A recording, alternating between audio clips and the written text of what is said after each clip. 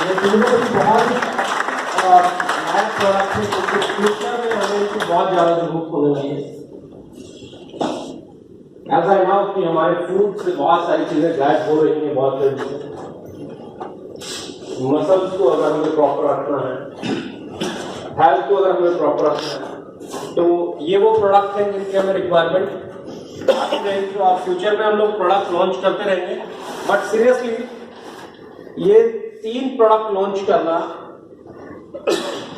मेरे लिए बहुत इंपॉर्टेंट टास्क है। मैंने बहुत सारे प्रोडक्ट्स को थोड़ा सा डिले किया इन 3 प्रोडक्ट्स, क्योंकि मैं हमेशा कहता हूं नया जो ब्लड है उसको डायरेक्शन देना बहुत जरूरी है। हमारे बच्चे जिम में जाते हैं, प्रोडक्ट यूज करते हैं, गलती से स्टेरॉइड भी यूज करते हैं, उसके साइड इफेक्ट भी झेलते हैं, फ्रस्ट्रेशन भी झेलते हैं, इनफर्टिलिटी भी झेलते हैं और न जाने क्या क्या झेलते हैं। आपके घर का बच्चा भी शायद 18-20 के बाद यही सोचता है कि मैं जिम में जाके थोड़ा सा 6 पैक बना लूं, थोड़ा सा बॉडी को ठीक कर लूं, ग्रोथ कर लूं, राइट? मेरे घर का भी यही सोचे। तो इंपॉर्टेंट है हमारी जो यूथ है वो गलत प्रोडक्ट यूज ना करे, उसे सही प्रोडक्ट मिले और सही प्रोडक्ट के साथ अगर उसे टाइमली 20 साल में, 22 साल में, 24 साल में अपने शौक के साथ अगर बिजनेस करने का ऑप्शन मिल जाए तो उसे सही टाइम पे लाइन मिल जाती है, सही टाइम पे गाइड मिल जाता है, आपके तौर पे, मेरे तौर पे, किसी भी लीडर के तौर पे, जो उसे डायरेक्शन देता है कि लाइफ में ये। क्योंकि मैं हमेशा मानता हूँ 18 से 24, 25, 26 ये एक ऐसी एज है, या तो बच्चा पटरी पे आ जाता है या पटरी से, तो उनकी नेसेसिटी का प्रोडक्ट अगर अपन लॉन्च करके और उनको फिर बिजनेस पे ले आए तो शायद एक बहुत बेहतरीन ऑप्शन होगा हमारी आने वाली यूथ के लिए, आज की यूथ के लिए, कि वो भटकने के बजाय, नशे की तरफ जाने के बजाय, बेरोजगारी की तरफ जाने के बजाय अपने शौक में, चाव में एक बिजनेसमैन बनने की तरफ कदम बढ़े।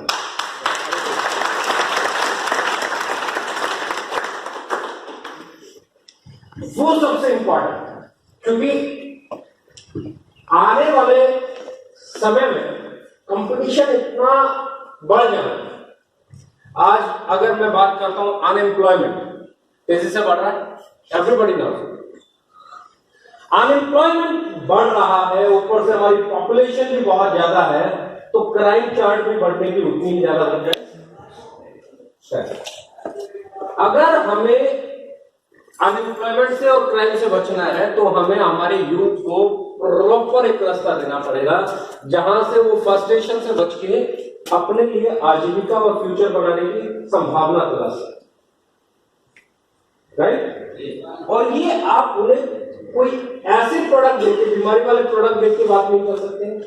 साबुन, शैम्पू, टूथपेस्ट, फेस वॉश देके आप उनके साथ ये उम्मीद नहीं कर सकते, क्योंकि उनके लिए ये क्या है, ये तो घर पे हर रोज आ जाता है। वो हाउस होल्ड की बात करोगे आप तो उनकी मदर का काम है, मेडिसिन की बात करोगे तो उनके फादर की रिस्पॉन्सिबिलिटी है। अभी उनकी कोई रिस्पॉन्सिबिलिटी, अभी उनकी एक ही रिस्पॉन्सिबिलिटी है कि उनको अपने शौक पूरे करने हैं, क्योंकि ढाबा किसका चलता है? सही है दोनों? उन्हें अपने शौक के अलावा कुछ भी समझ में आने वाला नहीं है। 2, 5, 10, 15, 20 ऐसे सिंसियर बच्चे होंगे जो अपने पारिवारिक हालातों के कारण, परिस्थितियों के कारण, या सिंसियरिटी के कारण, या बचपन में मिले संस्कारों के कारण एक समय से पहले सोचना शुरू कर देते हैं आपको लाइफ में करना है। पर 80% बच्चे सिर्फ एक ही चीज पे रहते हैं कि मुझे बॉडी बनानी है, मुझे एक अच्छी बाइक लेनी है, मुझे ये करना है, मुझे अच्छी ड्रेस पहननी है। अगर आप उनके शौक के दौरान उन्हें पता भी नहीं चले कि कब वो अपने शौक के लिए बिजनेस में एंटर हो गए, और शायद जब वो एजुकेशन में आएंगे, मीटिंग में जाएंगे, सेमिनार में जाएंगे, वो इधर आएंगे, उनके लिए तालियां बजेंगी, वो एक जुनून पैदा हो जाएगा और आप अपने यूथ को एक डायरेक्शन दे पाएंगे। डायरेक्टली इन्वॉल्व करना बहुत मुश्किल रहता है यूथ को।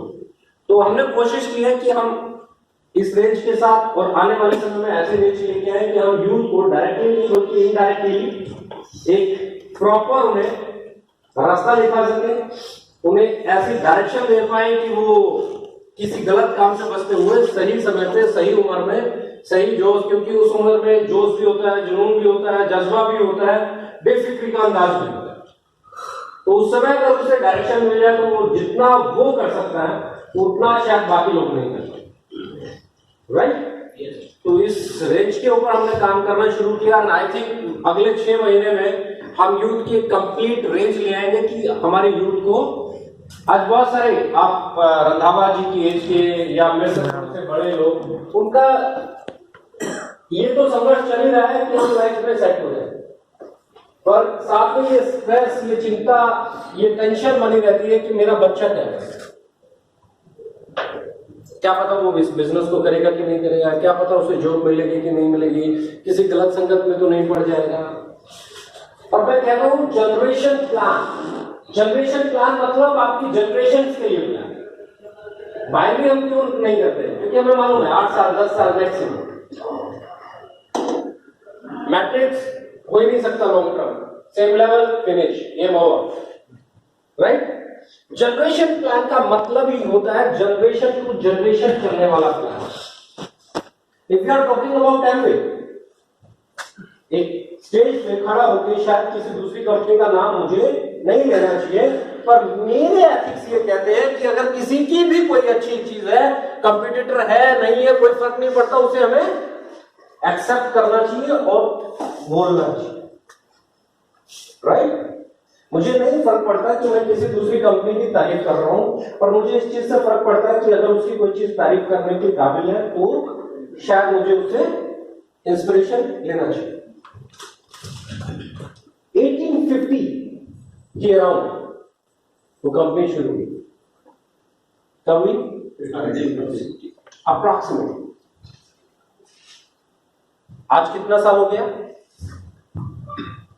150 साल से ऊपर हो गया, 167 अप्रॉक्सीमेटली, 150 इयर्स काउंट कर लेते हैं। आपको क्या लगता है 150 इयर्स में कौन सी जनरेशन आज उस आईडी पे काम कर रही है जिसमें कभी 1850 में किसी ने स्टार्ट किया? पांचवी में हो सकता है, पांचवी में। और जो आज वहां पर पे आउट्स बन रहे हैं और वर्ल्ड के हाईएस्ट पे आउट्स माने जाते हैं और उस कंपनी को वर्ल्ड का नंबर 1 कंपनी माना जाता है, उसका रीजन यही है कि मैंने जिस आईडी पे काम किया, मेरा बच्चा उस आईडी पे काम कर रहा है और मेरे जीते जी उसका बच्चा भी उसी आईडी पे काम करता है। तब जाके पे आउट बनता है in crores, in millions, in billions.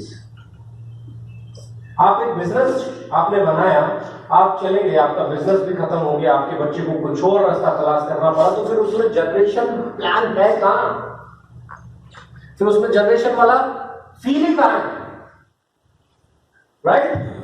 तो मेरा कहने का मतलब क्या है, जब हम जनरेशंस के लिए काम कर रहे हैं तो हमें ऐसे प्रोडक्ट भी लाने होंगे कि मेरी अगली जनरेशन ऑटोमेटिकली इंटरेस्टेड हो हमारी कंपनी में, हमारी आईडी में।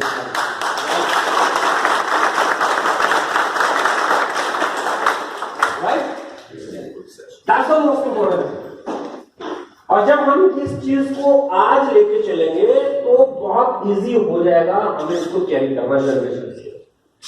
आप प्रोडक्ट लॉन्च करते हुए आपके जहन में रहना चाहिए, मीटिंग करते हुए भी आपके जहन में रहना चाहिए, प्रमोट करते हुए भी आपके जहन में रहना चाहिए। क्योंकि मैं इस बिजनेस को इसलिए भी मानता हूं, जब एक बच्चा अपने फादर के साथ आता है और उसे मालूम है उसका फादर 3 लाख रुपए, 4 लाख रुपए, 5 लाख रुपए, 7 लाख रुपए, 10 लाख रुपए महीना कमाता है, वो किसी सेमिनार पर स्टेज पे चढ़ता है, उसके लिए मालाएं पहनाई जाती हैं, उसको कंधों पे उठाया जाता है, उसके लिए तालियां बजाई जाती हैं, तो बच्चा मोटिवेट होता है। उसे लगता है यही हीरोइज्म तो मैं चाहता हूं, यही तो मुझे चाहिए लाइफ में कि लोग मुझे फॉलो करें। और जब वो नया ब्लड साथ में अपने फादर के साथ आके लगता है, उस आईडी पे काम करना शुरू करता है, तो वो 3 लाख से 30 लाख पे ले जाता है, 5 लाख से 50 लाख पे ले जाता है। यही होता है ना? तो आने वाले 5 साल में, 7 साल में, 10 साल में हम भी वैसा माहौल बनाए कि दैया जी के बच्चे आके उसे संभालें, 4 साल के बच्चे आके संभालें, हमारे बच्चे आके 15-20 साल बाद उसे संभालें। If we can do that, तब हम बात कर सकते हैं जनरेशन प्लान की।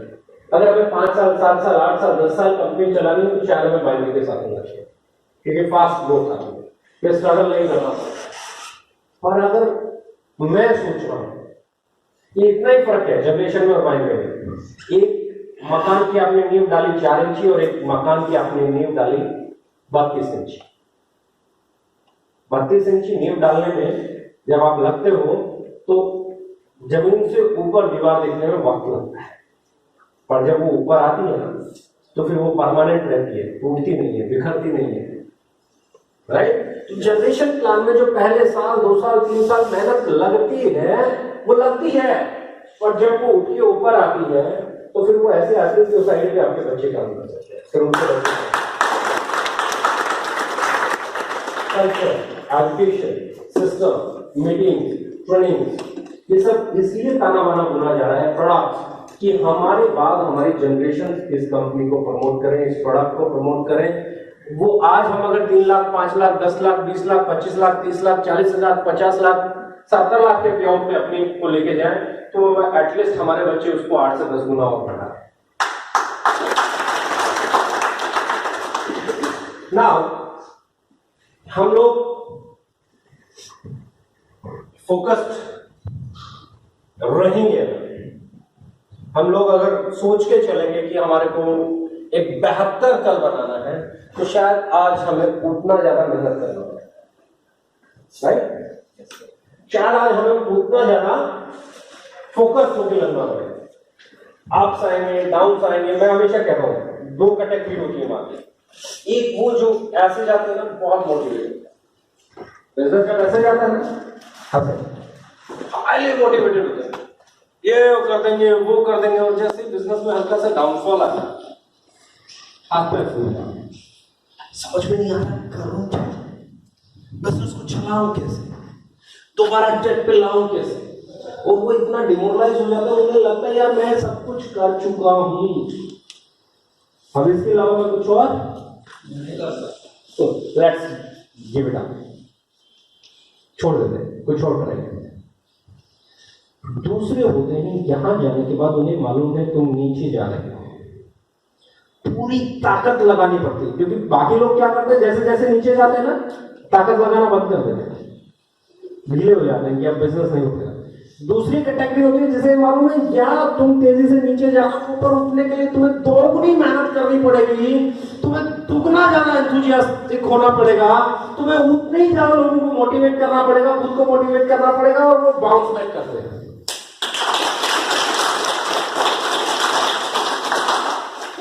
एक आदमी नीचे जाके गिव अप कर जाता है और एक आदमी बाउंस बैक।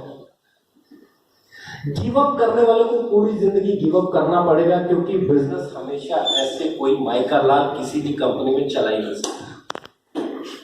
दुनिया में कोई ऐसी कंपनी, कोई ऐसा प्लान, कोई ऐसा ट्रेनर, कोई ऐसी अपलाइन बनी ही नहीं है जो आपके बिजनेस को हमेशा ऐसे लेके जाए। तासीर है बिजनेस की, तासीर है लाइफ की, तासीर है जीवन की। कभी सुख होगा, कभी दुख होगा, कभी दिन होगा, कभी रात होगा, कभी उजाला होगा, कभी अंधेरा होगा, कभी अप होगा, कभी डाउन होगा, कभी बहुत अच्छे दिन आएंगे, कभी बहुत बुरे दिन आएंगे। दुनिया में कोई इस अप एंड डाउन, इस झोलमाल से आपको नहीं बचा सकता सिवाय आपके।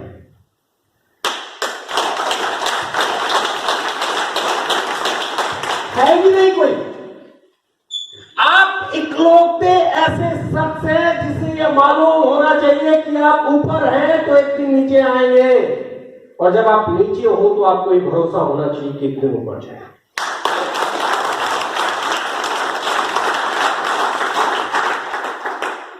If you are on the top and ready for the bottom, दुनिया की कोई ताकत आपको नहीं हरा सकती। If you are in the bottom and ready to go to top, दुनिया की कोई ताकत आपको रोक नहीं सकती। सिंपल है, लाइफ का एक ही लॉजिक है कि ये आना है, और इससे जो गुजर जाएगा ना, इससे जो गुजर जाएगा वो कहलाता है लीजेंड। लीजेंड बनने के लिए अच्छे बुरे दौर देखने पड़ते हैं। आज तक किसी भी कंपनी की किसी भी टॉप अचीवर को उठा के देखिए,